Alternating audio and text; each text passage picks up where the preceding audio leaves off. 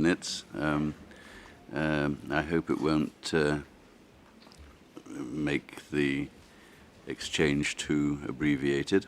But without more ado, for that reason, I immediately give the floor for the purposes of the responses to the issues we've raised to the distinguished head of delegation, Dr. Banda. Dr. Banda, you have the floor, ma'am.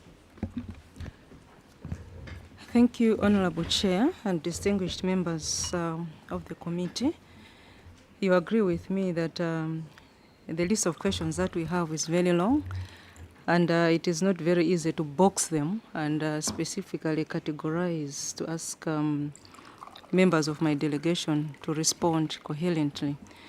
So what we'll do is I'll start, and then I'll be calling upon specific members of my delegation to respond to a number of issues at once. And at the end of the day, if we have not responded to everything, perhaps tomorrow the issues may be raised again, because I think the questions are too many.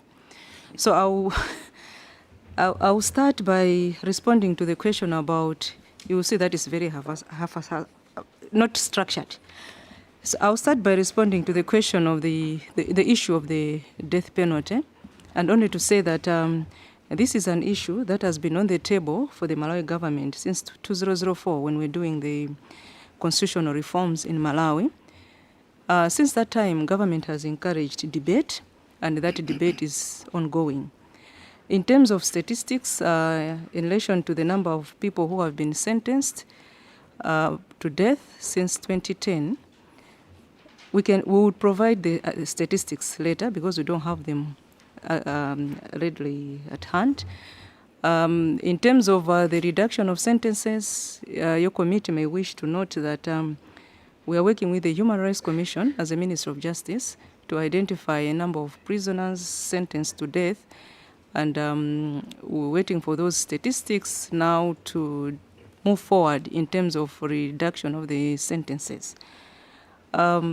We are hoping to use, the government plan will be to use the committee, Committee on Pardons, because that's where the prerogative of mercy is, and that's the committee that can make recommendations to the head of state for the reduction of the sentences.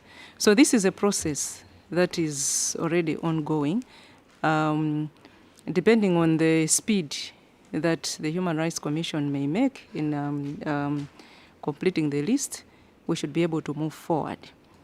Having said that, I would ask Mr. Chiza Nyirongo, he's from the Law Commission, to respond to the first set of questions which were specifically on the role and work of the Law Commission in Malawi. There are a number of issues that were raised there, so he will compress them in trying to respond.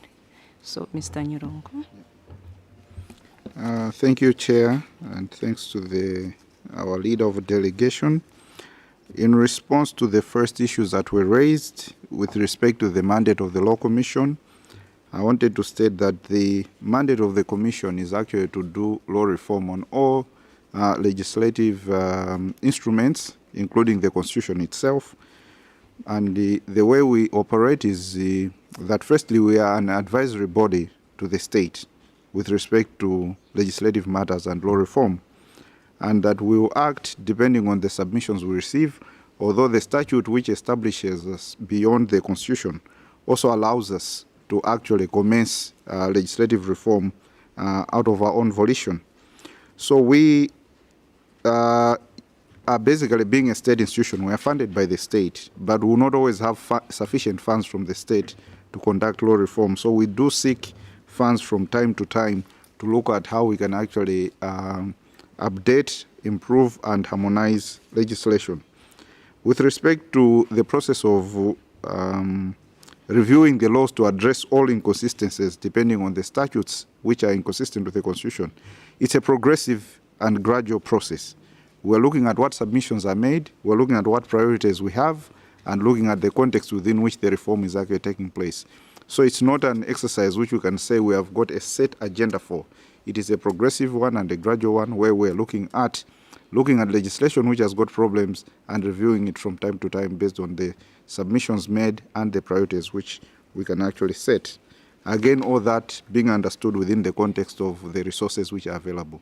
So far, since our establishment, we have produced 26 reports, and these are on various issues that we have actually dealt with, some dealing with the civil and political rights, like the Bail Guidelines Act, which we produced, the Police Act, the Constitution in some respects, because there was a technical review which was done, and we have also looked at some economic, social, and cultural rights.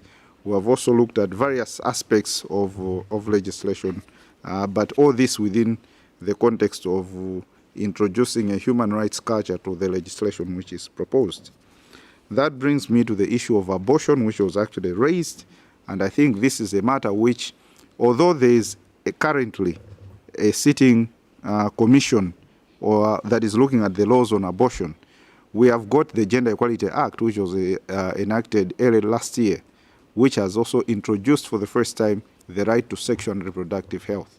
And within the context of that right, we are looking at the women's ability to choose when and whether to have a child, within which maybe the question of abortion may also be considered as possibly a matter which the law has actually addressed within the context of sexual and reproductive health. Then we have also got, there was an issue raised to do with the discrimination against women. The enactment of the Gender Equality Act also largely addresses that. It now defines and prohibits sexual discrimination and also other aspects of conduct based on sex, and this includes sexual harassment and also the banning of all practices that are harmful based on sex, gender, or marital status. So that is now criminalized, and the law, I think, operationalized is going to actually deal with those issues. Unfortunately, the mandate of the Commission, as I said, is advisory to the government. So when we complete our reports, we actually take them to Cabinet through the Minister of Justice, who actually takes one report to Parliament, lays it before Parliament to announce the completion of the work, and the other report is taken to Cabinet for it to consider, because our bills will appear in Parliament as government bills. And as such, the moment our advisory role is concluded, we don't have much mandate, unless the work is actually referred back to the Law Commission.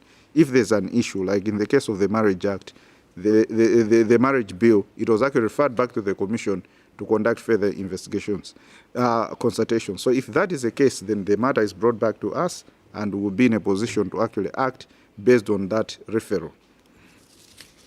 I think based on the first set of questions, now proceeding to the next issue, this, unfortunately, I did not possibly respond based on the number of issues that were addressed, but now I'm responding to issue number 4, which was to do with the practices against widows.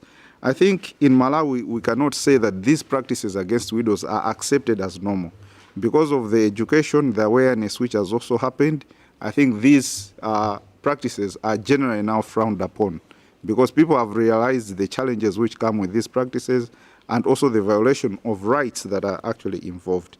And as such, if you look at the Gender Equality Act and the prohibition of harmful practices, in that broad context, it is actually now prohibiting any practices that are harmful based on gender. And most of this captures these practices. And the prohibition, as you can see, is not just against cultural practices. It goes beyond culture. Some of them are just social, some of them are religious. All of those are actually being captured in the prohibition to see that women are brought at par with men. That also includes the protection of widows from some of these practices. So I think that possibly answers that first issue. Then there was also the question of the protection of widows. The Deceased Estates Act is actually specific because it deals with matters of inheritance and succession. So when you look at the context of that statute, it will not go ahead and extend to matters of practices. That is what is being addressed by the Gender Equality Act. But you might also want to take note that there's another piece of legislation that has been proposed by the Law Commission, which is also regulating how harmful practices are going to be dealt with on account of the HIV and AIDS epidemic. So that context, again, is also protecting women and widows with respect to these practices that harm them on account of their sex, gender and marital status. Now, with respect to the Marriage Act, the question might be, why is it taking so long to actually be enacted? I think the main issue really surrounds the referral which was made to the Law Commission and the change of government, because when that matter was being referred to the Law Commission, cabinet changed because there was a new president who came in, and that new cabinet also needed to be briefed on that. So that also slowed down the process, and we needed to actually talk with them. But I think as of now, there is steady progress towards the enactment of the bill that regulates marriage, divorce, and family relations. On the issues to do with the Domestic Violence Act and the data and all that, yes, the data may be scanty, but I think it will be provided in due course. But what I might say with respect to the issues raised and the institution which I come from is that there's a process where we are actually reviewing the domestic violence legislation to make sure that it is actually strengthened and used in line with the other pieces of existing legislation like the Penal Code and other relevant or related laws, so that the context of domestic violence is being seen as supplemental to the general criminal provisions that exist under the penal laws. We hope that that review is also going to make it easy and make it possible for people to actually address the issues of domestic violence, and also assist other institutions dealing with domestic violence, including the Human Rights Commission, the police through the community victim support units and the victim support units, to also arrest the problem of domestic violence. Then there was also the question of, I think in the same vein, under issue number 12 with respect to trafficking in persons. Again, the report was concluded in 2011 that develops the legislation on trafficking in persons. And again, it also made the same tragedy of the marriage law, that there was a change of cabinet in 2012 after President Mutharika died. That also meant the new cabinet that came had to also be briefed on what exactly this law is suggesting. And I would also safely say that we're making steady progress towards the review, the enactment of that piece of legislation. Then there was another issue of death penalty, which I think our head of delegation addressed. But there was an issue to do with the sentencing and the rules. We are also developing at the Law Commission, we are actually developing legislation that is actually going to provide guidelines for sentencing and remand, which is now going to deal with the time frames and how they are going to be enforced for the benefit of those who are incarcerated. Then on the issue of the guidance of use of firearms, I think that will be addressed by my colleagues, except that we have... No, I think let me defer that to my colleagues. And then I think let's move on to the issue of female genital mutilation. I have earlier referred to the prohibition against harmful practices that are exercised upon people on account of gender, sex, and marital status. And I think FGM is captured within that. The question as to whether FGM exists or not, we are aware that actually I think the definition of female genital mutilation is quite broad and includes different practices. And I think the state, given the information about the existence of these practices, with the Gender Equality Act already in place, we believe that the framework for the protection against that practice is already in place. And I think what we just need to document is the particular instances and whether those instances fit within the framework of female genital mutilation, so that it is now addressed as a topical subject by government. Then moving on to the issue of citizenship, I think the Gender Equality Act supplements the Constitution in providing for equality between males and females. But the fact that the Citizenship Act says something which is contrary to the Constitution does not inherently nullify the Citizenship Act, because we've got process through which all provisions of law, especially statutory law, which are against the Constitution, have to actually be nullified. So I think if the matter was actually brought before the court on the issue of the inconsistency between the Constitution, which guarantees equality, and the Citizenship Act, which is which would be understood to discriminate against women, I'm sure that would be the forum at which the nullification of that provision would actually be made. I think, let me refer that back to the chair. Thank you very much. We'll move on to the other round of questions, which centered on the Human Rights Commission. I think there were a number of issues that were raised. There was the issue of the position of the Human Rights Commission on sexual minorities. Your committee may wish to note, Chair, that the position of the Human Rights Commission is to encourage debate on this issue and also research. This is according to the reports that they have submitted to government and to Parliament. There was also the issue of whether the Human Rights Commission has investigated violence against LGBTs.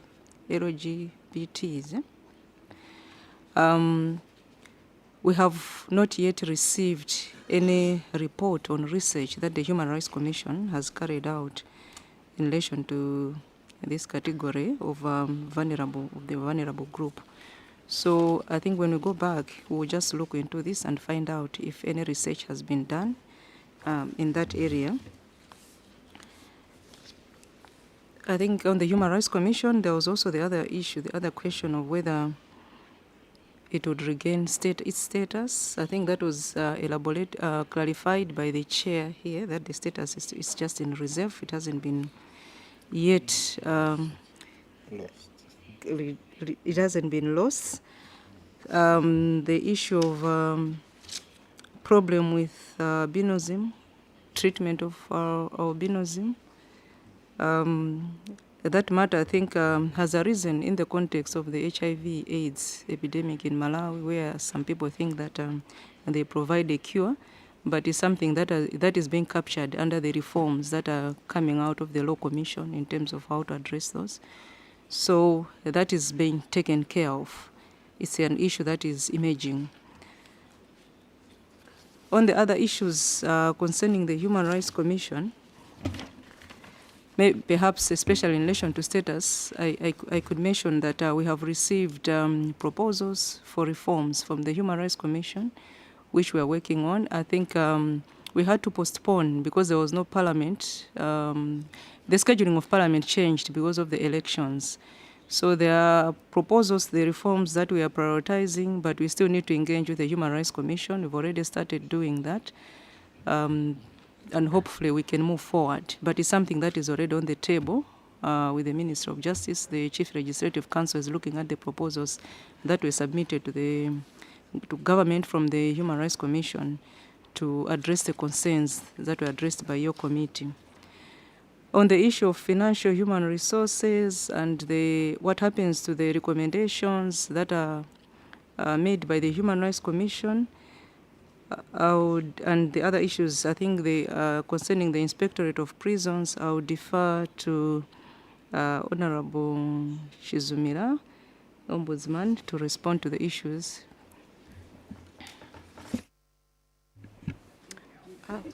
Thank you very much, Chair, and our leader of delegation.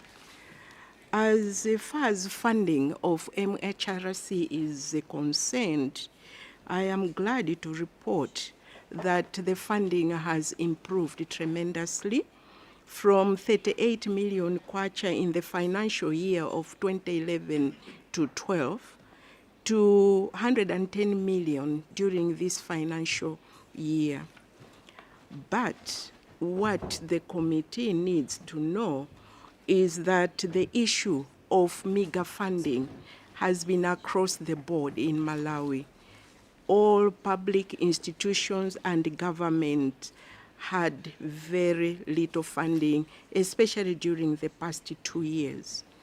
We hope things will now improve, as we can see with MHRC.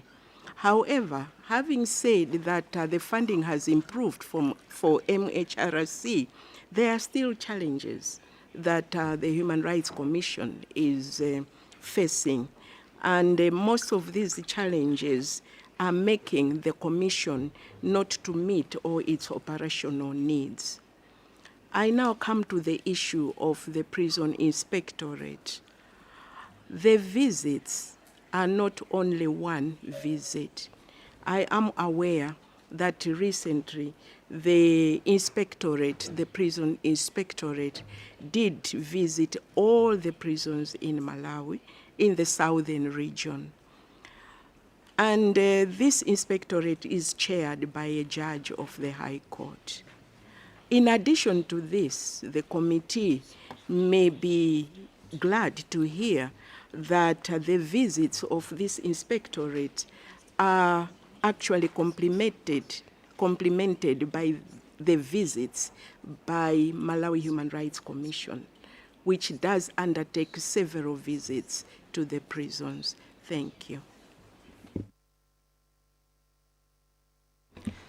Thank you very much. We now move on to the questions that touched on prosecutions, and I call upon my colleague, Chief State Advocate Kaira, to respond to the several issues that were raised in relation to that.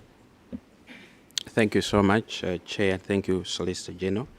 I'll answer two questions. The first one on camp courts and the role played by NGOs, and then secondly, I'm going to answer on pre-trial custody time limits. On camp courts, the key players, as far as camp courts are concerned, are firstly NGOs, then secondly the judiciary, as well as the prosecution and legal aid. What happens is that for NGOs, they help the prosecution and the judiciary to come up with a list of persons who are in custody.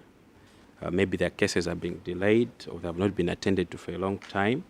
So once we have that list together with the judiciary and the legal aid, we go and sit right at the courts, hence the name camp courts, where we screen those cases, and where people have been detained maybe for too long, those persons are rather released immediately, or the courts immediately come up with the appropriate sentences. So that's essentially what happens when it comes to camp courts, and we've found it as a very useful tool as far as dealing with pre-trial detention and the population of persons in prisons. Secondly, custody time limits. The amendment to the Criminal Procedure and Evidence Code in 2010 specifically comes up with pre-trial custody time limits. These are specific periods for which a person can be held in pre-trial detention. And the periods range from 30, 60 to 90, and the maximum is 120 for very serious offenses such as homicides and treason. And the key players as far as custody time limits is concerned are essentially the judiciary, the prosecution, as well as the defense. And what happens is once the pretrial custody time limit has expired, the court can, on its own motion, order the release of a suspect, all on the motion of the prosecution or the defense. So those are the key players as far as custody time limits is concerned. In terms of training, the Office of the DPP has conducted several training sessions with the courts, with prosecutors, both under the Ministry of Justice as well as the police, to essentially enlighten them on how this process works. So we have made progress as far as that is concerned. Maybe we may not fully be there, but at least progress has started on that. Thank you. Thank you very much. The other set of questions touched on the issue of legal aid in Malawi. I think specifically there was a question about the criteria for granting legal aid and who determines, and also the public-private partnerships in prosecutions, I think in the context of legal aid as well, in terms of reducing prison population. Legal aid in Malawi, according to the new law that we have in place now, is supposed to be determined by the head of that institution. So even as a department, before it moved from the Ministry of Justice, it was the chief legal aid advocate who would determine when to grant legal aid. So the criteria, the factors that the head of the institution is supposed to take into account includes whether the offense, for example, whether the offense is such that if the applicant were convicted, it is likely that the court would impose a sentence which would deprive the accused of his liberty. So it's the seriousness of the offense, or it will lead to loss of livelihood, of his livelihood, or a serious damage to his reputation. And also, as I indicated in my statement, whether the determination of the case may involve consideration of a substantial question of law to develop jurisprudence, or where I think in cases where the accused will not be in a position to understand the proceedings or to state his own case because of his inadequate knowledge of the English language, or due to mental illness, physical disability. And also, the nature of the defense helps to determine whether legal aid should be granted. So I think there's a whole list, it's regulated. So it's in the new act. It's up to the person seeking legal aid just to prove that he doesn't have sufficient means to engage a lawyer, and then the legal aid, the head of the legal aid would then look at the list of the factors to be considered in determining whether that person should be eligible for legal aid or not. In terms of the public-private partnerships, the Legal Aid Act has actually now formalized those kind of engagements where civil society, I think, would just do it ad hoc. Now the Act requires the signing of MOUs with the legal aid in order to supplement, having regard to the inadequate resources that are available for this function. So the new Legal Aid Act has provided for the legal aid to establish relationships with various NGOs in specific areas to supplement government efforts in providing legal aid. In terms of statistics, I think we're asked to provide statistics or measures. We don't have them readily at hand, but I think we can provide them later on to the committee. We can make that commitment. And also there was the issue of the question relating to pretrial detainees, whether they are separated or mixed with prisoners, with convicts. There are a number of issues, I think, that touch on the role of the police, including that one. So I'll pass on to Mr. Kanyama, one of the delegates is from the police, to respond to a number of issues, including this last one. Mr. Kanyama, please. Thank you, Chair. The Chair, our leader of delegation, fellow delegates, thank you very much for giving me this opportunity to answer to a number of questions that were passed on by your honorable committee's members. The issue of domestic violence has already been tackled by the other speakers. Suffice to say that I would like to tackle the issue of capacity of police officers that manage the VSU offices. Chair, I have the honor to report that most of our officers that manage victim support units are well trained in other skills that relate to dealing with domestic violence. They have skills like counseling and what have you. The most important thing, again, that is happening is that the counseling aspect is not done by the police alone. It's done together in collaboration with members of the public, because the domestic violence VSUs, they come under community policing, where we have a partnership between members of the public and the Malawi Police Service. So talking about capacity for police officers, it's there, and we continue capacitating them to make sure that they do the right things at the right time. The other issue, Chair, that we must answer is the number of women reporting gender-based violence cases to police.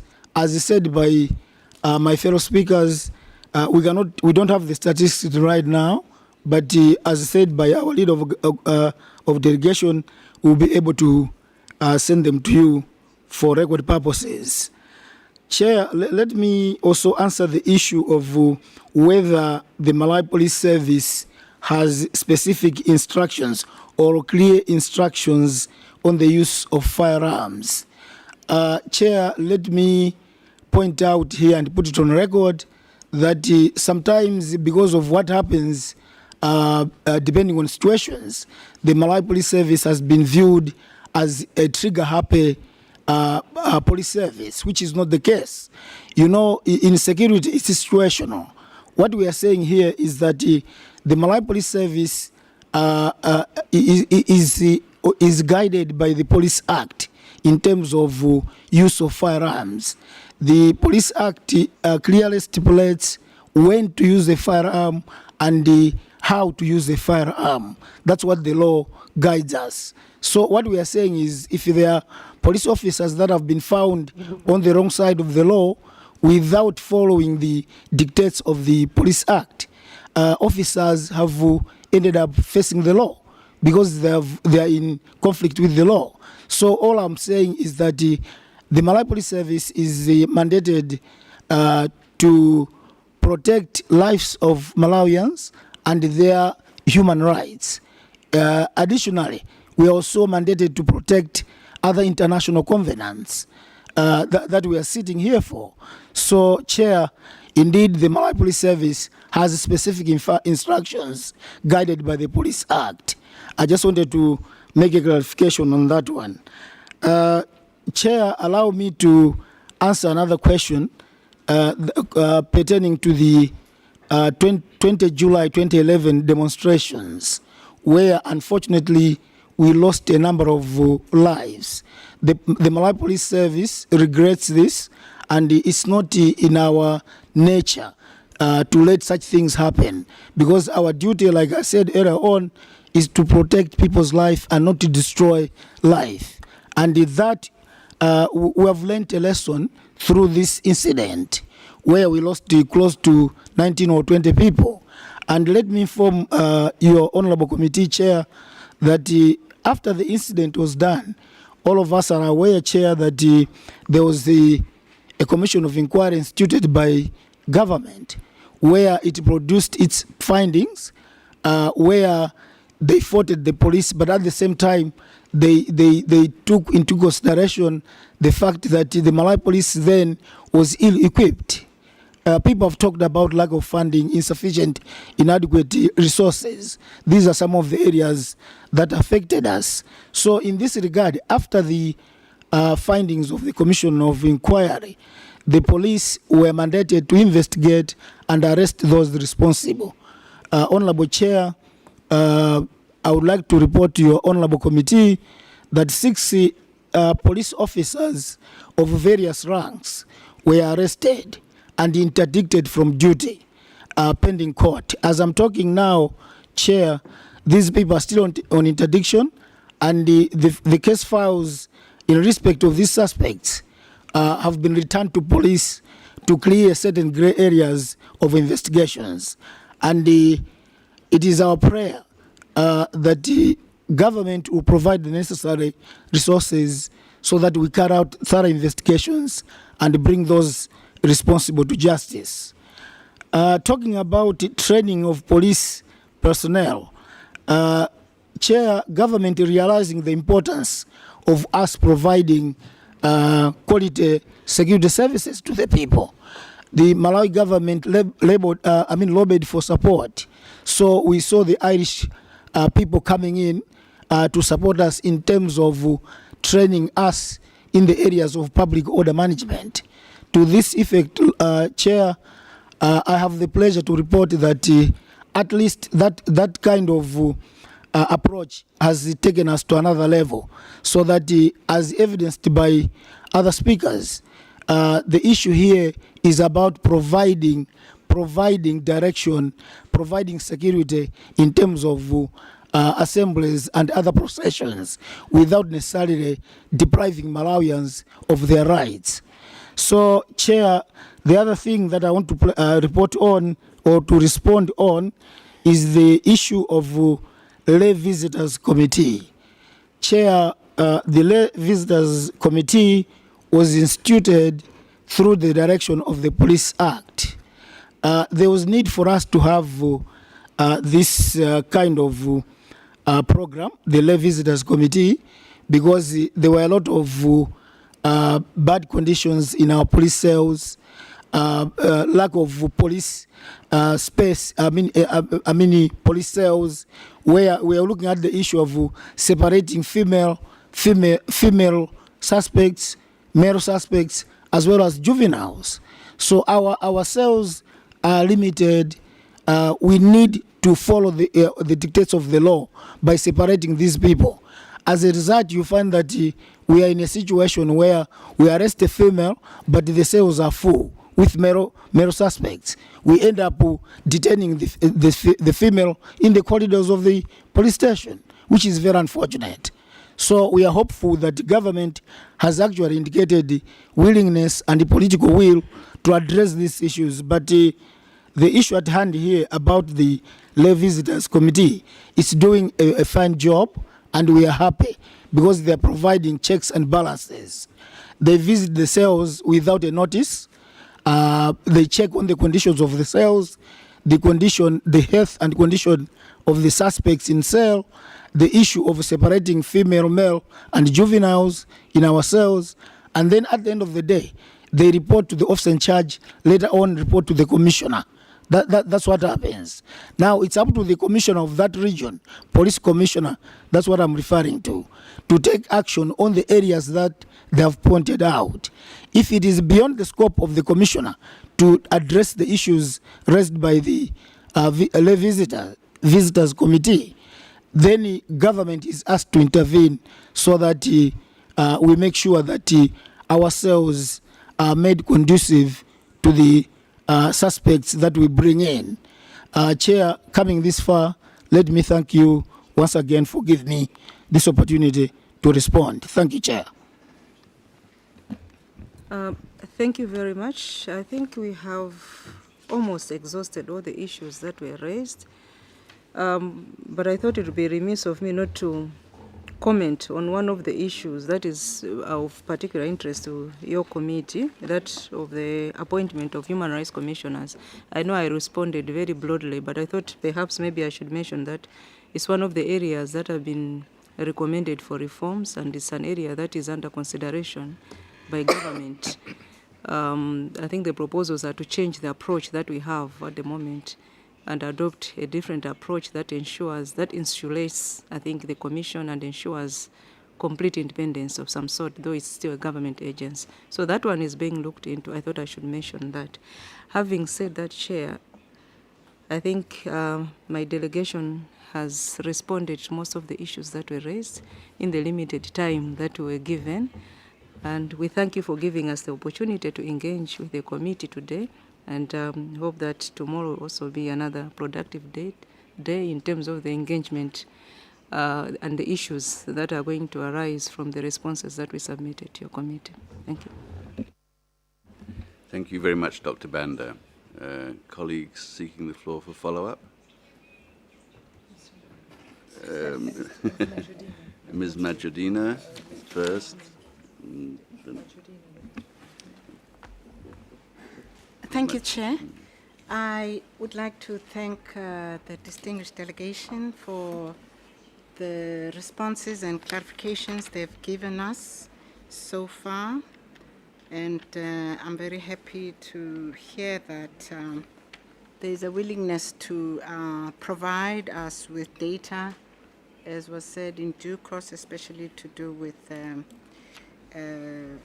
data on prosecutions and sanctions against perpetrators of domestic violence and trafficking.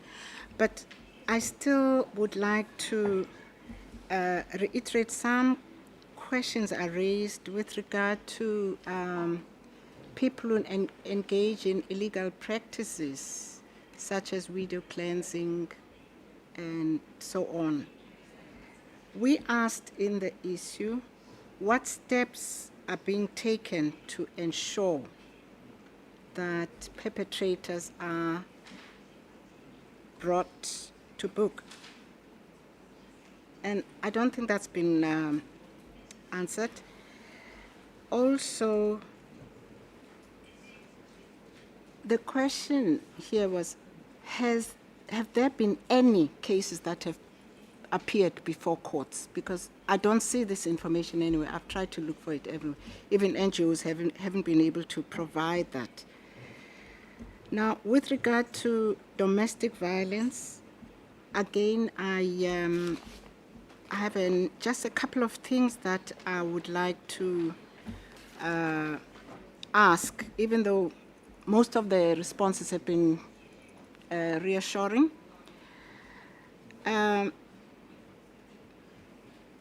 We are told that the victim support services in police stations are well equipped to offer protection to victims of domestic violence, and that most police are well trained, for example, in counseling and so on. But my question was whether police are equipped to investigate, not counsel, to investigate issues of domestic violence. This is a very difficult terrain, and I really would be happy to know that police in Malawi know how to conduct these investigations.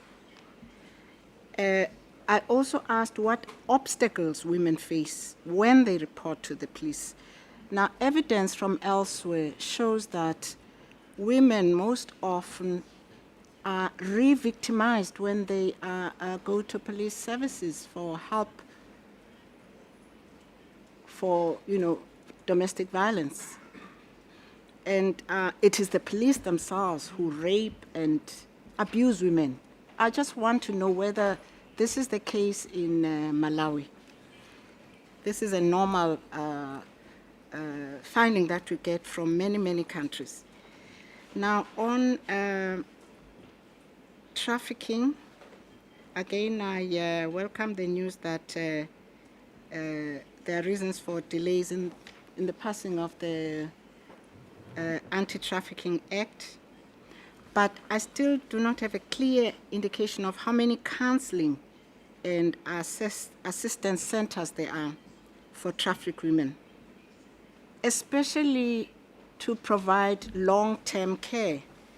It's, again, a common observation that when women do not receive long-term care in counseling centers, they easily fall back to becoming victims of trafficking because the protection and the support they received was so short-term. So here again, I just want to know whether there's a comprehensive package of services that the Malawian authorities offer to trafficked women. It's a huge problem. I mean, I didn't want to go into many details, but there's lots and lots of evidence that trafficking in Malawi is not just internal, affecting a number of districts, and doesn't just affect women, but mainly young children who are forced into child labor in all kinds of circumstances. But some of these children are trafficked to surrounding countries. What checks and balances, what programs are in place to prevent the high rates of trafficking of these young people? Thank you. Thank you. Thank you, Chair. Thank you, Ms. Majordina. Next speaker is Mr. Flinterman. You have the floor, sir. Thank you, Mr. Chairman. I would like to come back very briefly to the issue of the legal status of the Covenant on Civil and Political Rights and Domestic Legal Order of Malawi. Mike. I saw it was on. Shall I start again? Probably better. I'll do. I would like to come back, Mr. Chairman, to the issue of the status of the Covenant on Civil and Political Rights in the context of the Malawi domestic legal order. It's an issue which we always take up in the context of the examination of an initial report. And it's a difficult issue because the legal status of our covenant in the domestic legal order of the states parties is not a matter of international law, it's a matter of domestic law. and we have 167 different answers to the question of the legal status. I'm still not very clear, and for that reason, once again, I would like to profit from the presence of the very distinguished delegation about the legal status of the covenant in the domestic legal order of Malawi. I read paragraph 1 of section 211 of the Malawi Constitution, which reads, and I quote, "Any international agreement entered into after the commencement of this Constitution shall form part of the law of the Republic, if so provided by an Act of Parliament." It's clear that our covenant was ratified by Malawi after the commencement of the Constitution. And my question is, has it been provided by an Act of Parliament that our covenant forms part of the law of the land? That's one.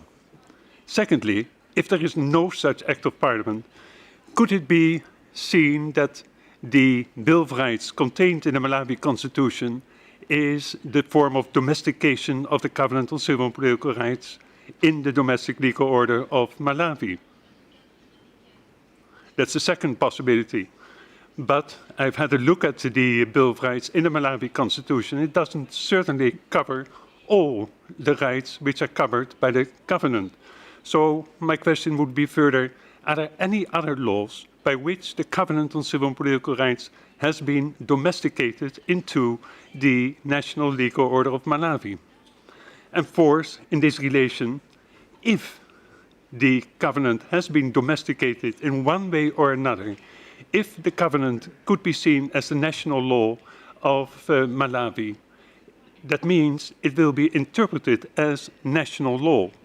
How does the state party, how does Malawi guarantee that the provisions, the domesticated provisions of the Covenant on Civil and Political Rights are interpreted and applied in accordance with the interpretation given by the committee to the provisions in the covenant? Because, as you know, the provisions of the covenant were negotiated in the 50s and 60s. They have a different meaning now from that time. The provisions of the covenant have to be interpreted and applied in accordance with, among others, the general comments of our committee. And how do you make sure that that is being done in the context of Malawi? That's my first question. And my second question, very briefly, I was very pleased to hear from Mr. Nirongo, the Deputy Chief Law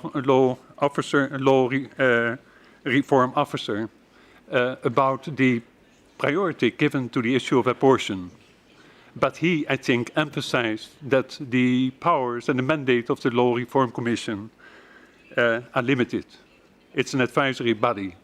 And I would like to know from the delegation what political commitment and what time frame the government of the state party has in mind to address this very important issue of the decriminalization of women undergoing abortion and to come to a modern abortion law. Thank you, Mr. Chairman. Thank you, Mr. Flinterman. If no one else is seeking... sorry, Mr. Vasilashvili, you have the floor. Thank you very much, Mr. Chairman. I also thank the delegation for the answers provided. Some of them were, again, very interesting and encouraging. I realize that the debate about the death sentence is ongoing, and it is not surprising at all that the society is debating and discussing that issue. However, I would appreciate if the delegation could inform the committee about the current state of affairs. I assume that the court delivers or used to deliver during the last period of time the death sentences as prescribed by law. And it will be just interesting to learn in what type of cases are considered as the most serious crimes where the court believed that the death sentence should be imposed, if there are such cases. Let me also refer to the issue which has not been raised during the questions which I to the delegation, and it is related to the number of deaths in a prison. It was very encouraging to read the statistics which was provided by the state party, namely the number of those who died as a result of malnutrition or illness in 2013 was around 300, but this number decreased, and there is a steady tendency of decrease. And already in 2013 there were 49 deaths. And it will be interesting to learn what was the result, apart from the possibly improved infrastructure and possibly improved funding of the prisons, and what are the plans of the state party in that regard, whether it intends to continue its efforts in this direction. And the last question again is related to the prison inspectorate. I was not entirely clear. It was not entirely clear to me if there is any form of communication, any mechanism of communication that prisoners can use in order to provide, to submit their complaints to inspectorate or to any other body in relation to the conditions in the prison, and whether the inspectorate responds to such complaints. Thank you very much. Thank you very much, Mr. Vatslashvili. And just before we end, maybe I'll allow myself to add one or two tweaks to the questions you yourself have just raised. First of all, with regard to the death penalty moratorium, which of course is a positive thing, how long do people stay under the sword of Damocles? If they're sentenced to death, how certain are they that they're not going to be executed? At what point does the Mercy Commission or determine what is going to happen? And if they don't determine reprieve in some way, what is the status of those still under, quote, death row, unquote? Second question, those who are detained beyond legal limits, and I was very encouraged by the explanations as to Camp Court and everything, which are designed to address issues like that. But if people are kept beyond when they're supposed to be kept, what kind of reparation are they entitled to, and do they get it? And finally, the prison inspectorate and the parallel role of the Human Rights Commission.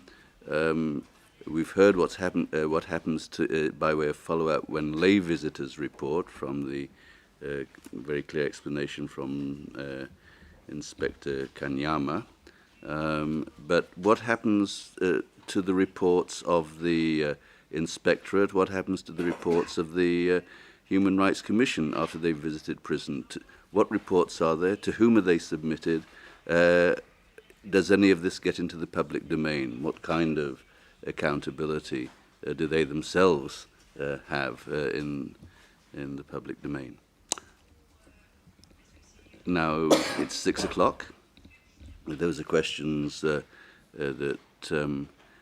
maybe can exercise you before dinner, and we look forward to having your responses at the beginning of the session tomorrow, and then after that we'll have the second round of colleagues posing questions in relation to issues 13 to 24. Yes, an announcement from the Secretary, Kate. Thank you, Mr. Chairperson. Just to announce to the committee members that there will be a cocktail for committee members on